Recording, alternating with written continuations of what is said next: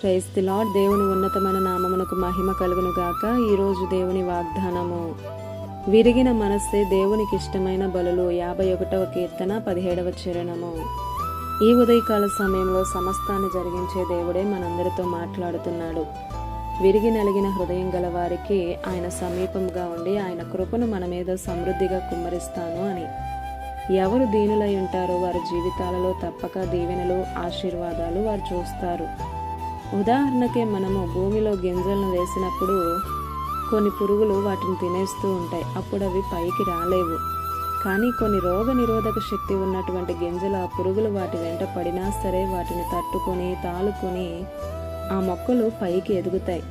ఆ మొక్కలు ఎదిగిన తర్వాత కొన్ని తెగుళ్ళు ఆ మొక్కలకు పట్టి వాటిని పాడు చేయాలని చూస్తాయి.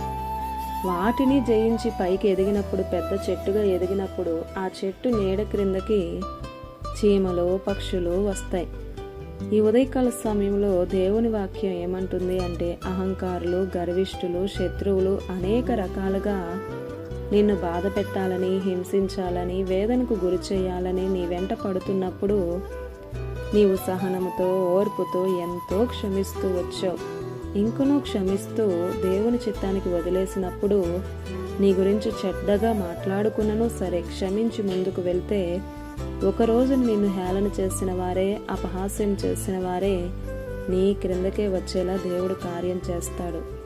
ఓపికతో ఎదురుచూడు. నువ్వు అనేకులకు ఆశీర్వాదకరంగా ఉండేలా దేవుడే చేస్తాడు.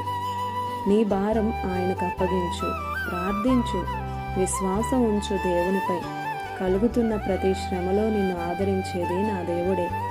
మన పతనాలను మనమే ఎదుర్కొని వెళ్ళేలే కాక, సాకులు వెతుకుతూ కాక, విరిగి నలిగిన హృదయం గలవారంగా ఉంటే ఎంతైనా మనకే క్షేమం.